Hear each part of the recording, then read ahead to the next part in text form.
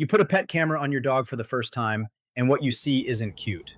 It's pacing, drooling on the door, barking that doesn't stop for 45 minutes straight, maybe a chewed door frame waiting for you when you get home. Separation anxiety isn't your dog being dramatic, and it isn't something that just happens to unlucky owners. It's something you can prevent and something you can treat using the same tool either way. Teaching your dog that alone means you'll be back, not you're gone.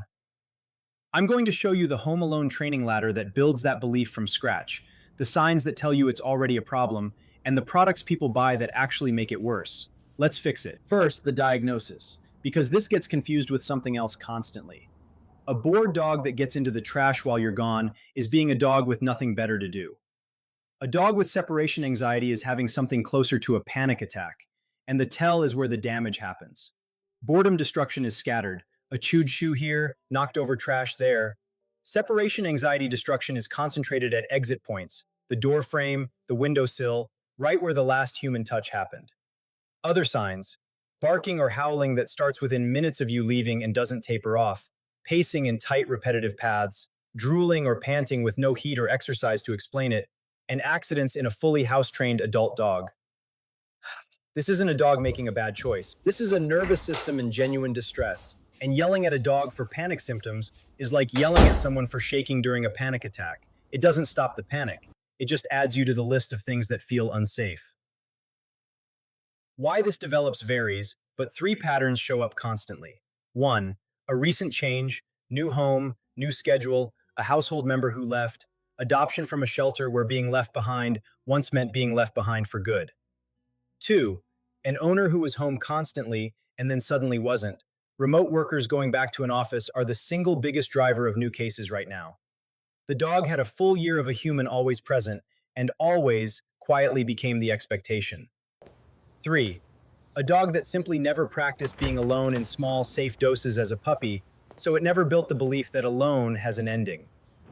None of these are anyone's fault, but the good news is the same regardless of cause. The fix is the same ladder, just started at a different rung. One principle drives the entire plan.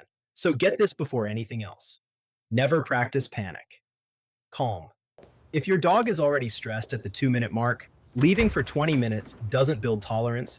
It just rehearses the exact panic response you're trying to erase over and over at full volume. Every single rep in this plan has to stay below your dog's stress threshold, calm or close to it. That means the plan is slower than your instincts want it to be. Reassuring. That's not a flaw in the method, that's the method. Speed is exactly what got most owners into this problem in the first place. Step 1, and it takes 10 minutes a day for a week. Drain the departure cues of meaning. Right now, picking up your keys or putting on your shoes is the panic trigger. Your dog's alarm goes off before you've even reached the door. So, at random times when you're not actually leaving, pick up your keys, jingle them, put them down, sit back on the couch. Put your shoes on, walk to the door, take them off, sit back down. Grab your coat, put it on, take it off. Repeated dozens of times with no departure attached. These cues stop predicting anything, and the alarm stops firing early. Reassuring. This alone, done consistently, measurably, lowers the anxiety spike before you've even touched the actual absence training. Now the actual ladder, and this is the whole engine of the fix. Start absurdly small, smaller than feels necessary. Encouraging. Give your dog something to do, a frozen lick mat or a stuff to chew, step out the door, and come back in 3 seconds. Not a big departure, not a big return. Walk out, walk in like it's nothing, because to your dog it needs to become nothing. If that's calm, next rep is 10 seconds, then 30, then a minute, 5 minutes, 15. You're not rushing the clock, you're watching the dog. Thoughtful. If you see stress at any rung, drop back 2 rungs and rebuild slower. Vary the door you use and randomize the exact durations within a session so your dog can't just count seconds and wait it out. Genuine calm generalizes. Clock counting doesn't. Once you're reliably past 30 to 60 minutes calm, most dogs generalize surprisingly fast toward a full workday because the belief has actually changed. Alone has an ending, and it's not scary. How you come home matters as much as how you leave. A huge, high-pitched, arms flailing, "I missed you so much" reunion feels loving, but it teaches your dog that your return is the most exciting event of the day. which makes the empty stretch before it feel even worse by contrast. Calm. Instead, come in low key. Don't even make eye contact for the first few seconds. Once your dog is sitting or has all four paws on the floor calmly, then greet warmly. You're not withholding love. You're removing the emotional cliff between alone and reunited. So the whole day flattens out into something your dog can actually relax through. A few things run underneath the ladder and make it work faster. A pet camera, not to catch your dog in the act, but so you can actually see the stress signs and calibrate the ladder honestly instead of guessing. Thoughtful, a puzzle feeder or stuffed frozen chew, saved exclusively for alone time, so your dog associates being left with the one toy that only shows up then. A properly tired dog, a real walk or play session before you leave, burns off the physical edge that makes anxiety louder. And background sound, white noise, or even a TV left on low, which smooths out the startling sounds of an empty building that can restart a spiral mid-session. Reassuring. None of these fix separation anxiety alone. Together, they make every rep of the ladder easier to succeed at. The not-to-do list. Don't do the big tearful goodbye. Mommy will be back, be a good boy. Delivered with hugs and a sad voice tells your dog something is about to happen that's worth being sad about. Keep departures as boring as the drained cues you just built. Don't punish the damage when you get home. By the time you're standing over a chewed doorframe, the panic that caused it happened an hour ago. Punishing what you find teaches your dog to fear your arrival, which makes the exact problem worse. Don't skip rungs on the ladder because you're in a hurry one day. One panic level session can undo a week of careful progress because you just practiced the panic again. And be cautious with anti-anxiety products marketed as instant fixes. Weighted vests and calming chews can be reasonable supporting tools, but none of them replace the ladder. A supplement can't teach a nervous system that alone has an ending. Honest line here.